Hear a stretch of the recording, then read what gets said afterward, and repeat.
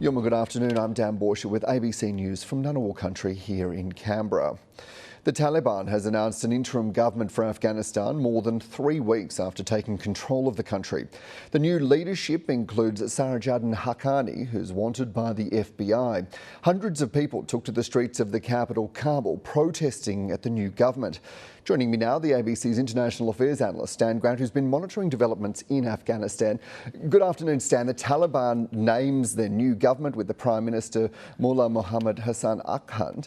What do you know about him? What can we expect from him in this new government? Yeah, this is the ghost of Mullah Omar, Dan. That's what we're seeing here. You talk about the Prime Minister. He also was the Deputy Prime Minister back in the 1990s. He was a Chief Lieutenant of Mullah Omar, who was the founder and supreme leader of the Taliban. Abdul Ghani Baradar is the Deputy Prime Minister. He fought alongside Mullah Omar. Mullah Omar's own son, Mullah Yaqub, is the Defence Minister. So there is a real connection here to the Taliban of the 1990s. The talk that we are seeing, Taliban Mark II, a different Taliban, this is the same organisation committed to the same ideology. We see that with the announcement of the Emirate, the Islamic Emirate of Afghanistan. They have changed the flag, of course, from the Afghan national flag as well. So what we are seeing here is a connection to the roots, to the past of the Taliban, and the towering figure of Mullah Omar, who established the organisation and led the organisation in the 1990s, and of course provided safe haven for Osama bin Laden in Afghanistan, which led to the 9/11 attacks, which we'll see the anniversary of, 20th anniversary of on the weekend. So all of these figures, the key figures, the Prime Minister, the Deputy Prime Minister, and others in the organisation, very much in the shadow of Mullah Omar and still continuing the legacy of what he established with the Taliban. Well, continuing that legacy, Stan, is there any reason that you've got to think that things will be different as we keep hearing from this senior leadership within the Taliban? Well, you have to ask, Dan, different how? If this is the same organisation with the same ideology, they haven't fought for 20 years to abandon that ideology. Now, the question is, how will that be implemented? The question is, will it seek a legitimacy? There are challenges inside the country from other organisations, and we've seen that with the rivalry between the Islamic State of Khorasan and the Taliban as well. But here's another thing to watch, that all of those organisations, the patchwork quilt of militant organisations in Afghanistan, across the border in neighbouring Pakistan, share an ideology, share roots, and share members. It was members of the Taliban that defected across to Islamic State that helped to establish the Islamic State of Khorasan. Sirajuddin Haqqani, you mentioned there as well. He's the Interior Minister. He is the leader of the Haqqani network. The Haqqani network has very close ties to Al-Qaeda. The Haqqani network has very close ties to Islamic State Khorasan. It operates around what is an open border between Afghanistan and Pakistan. You mentioned before, he is on a watch list, on a wanted list, if you like, as well. So if you have members like Sirajuddin Haqqani inside the organisation, if you're an organisation still following in the shadow of its founder, Mullah Omar, if you're an organisation that still shares a similar ideology to groups like Islamic State or Al-Qaeda, how do you talk about a Taliban 2.0? It almost suits a very convenient narrative, Dan, that we're hearing from the United States after the pullout of Kabul, the fall of Kabul, that the Taliban is almost a lesser of two evils, that the Taliban may be an organisation you could work with. We've heard this from the US, talking about the Taliban as businesslike and pragmatic. That may suit that particular narrative as the US seeks to recoup some lost credibility after fleeing Afghanistan. But when you look at the organisation, who makes up the government, the roots and the ideology, very little has changed, if anything. And we certainly are hearing those soundings from the United States and other coalition partners about working with the Taliban, the new interim government, and then whatever government emerges after that. But what sort of challenges is that going to throw up for Western countries, given that we've just spent the last 20 years in that country fighting this very group? Well, not just Western countries, of course, as well, because what happens in Afghanistan directly affects the region. You've got neighbouring Afghanistan, you've got Pakistan, you've got neighbouring China, you've got Russia, all of those countries to varying degrees impacted by what's happening there. China has kept its consulate open inside Afghanistan. It has talked about closer ties with the Taliban. It wants to establish economic links with the Taliban. The Taliban would be looking to the likes of China just for those economic links because it needs to be able to build its economy if it's going to effectively manage or govern the country.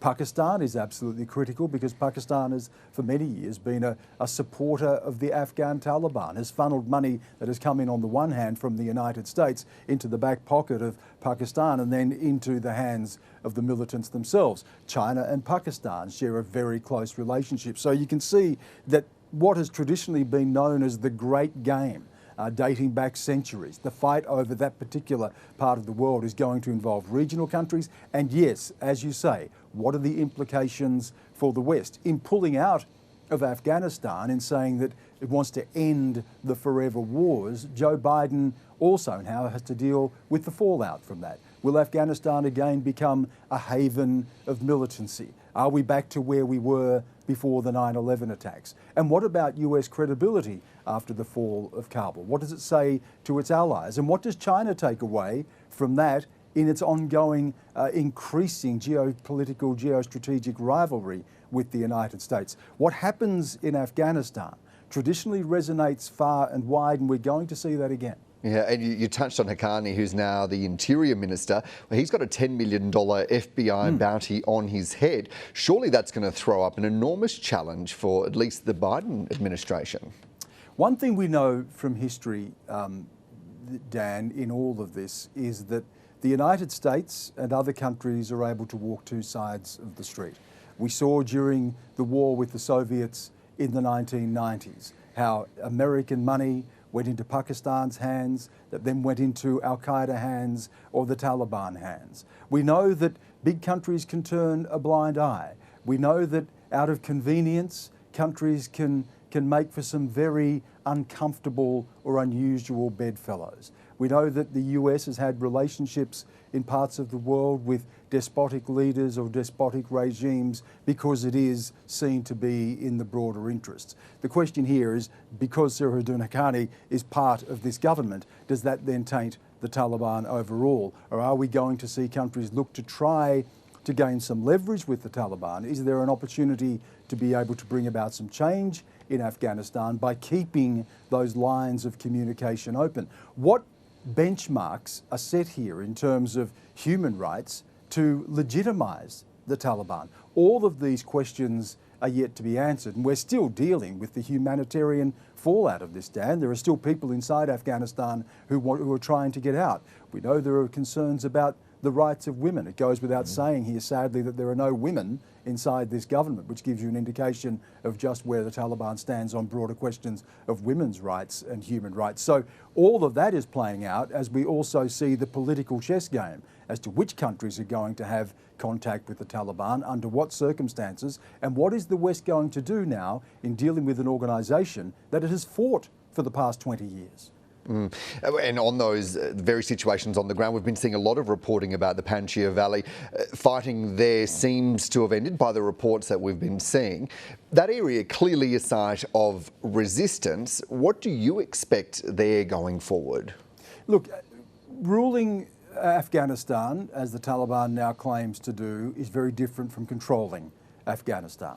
It is riven with tribal differences, with various ethnicities. There is a Shia-Sunni divide. There are big geographical divides as well inside the country. And the north has traditionally been an area of resistance to the Taliban. Ahmad Shah Massoud, who led a lot of that resistance during the Taliban's rule, is still a very much revered figure amongst many people in Afghanistan. His son has now taken up that fight, leading this resistance in the north in the Panjshir Valley. Now, there have been, as you say, reports of recent days that the Taliban is claiming victory here, that has been able to silence that resistance. But while ever the memory, the legacy of Ahmad Shah Massoud continues, while his son is still leading that fight, then that will continue to be an area of resistance and instability for the Taliban.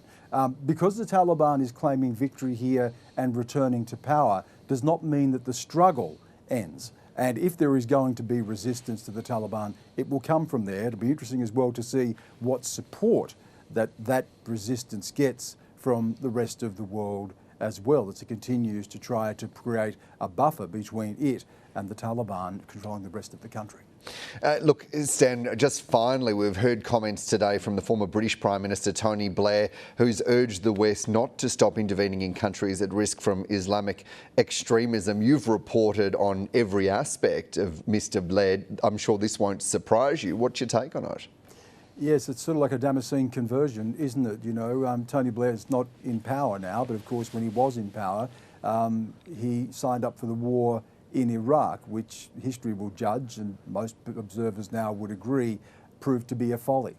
It distracted from the war in Afghanistan. It upended that region. It ultimately, in the removal of Saddam Hussein, which no one was shedding tears about, given the dictatorial hold and brutal hold that he had on that country, also created a power vacuum. Efforts to rebuild that country at nation building saw a fragmented, fractured country, a country that was ripe for the rise of Al-Qaeda in Iraq, which ultimately morphed into Islamic State. Then what did we see? We saw the civil war in Syria and Islamic State for a brief period proclaiming a new caliphate. So this question, what does the US do? What does the West do in terms of intervention? It really raises the question, under what circumstances? What does the West stand for? Is the broader liberal democratic project still an organising global principle or not? All of those questions now are being posed after the US withdrawal and the fall of Kabul. Yeah, and important questions they are. ABC International Affairs analyst Stan Grant, appreciate your insights. Cheers, Dan.